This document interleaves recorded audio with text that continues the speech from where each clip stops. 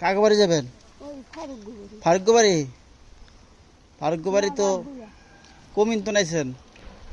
আর কোন তো নাইছে ওই যে বাড়ির ওইটা আপনাকে বাড়ি কই? বাড়ি ঘর নাই কেমন বাড়ি ঘর নাই? না বাড়ি ঘর নাই জামাই বাড়ি এসি। জামাই বাড়ি আছেন?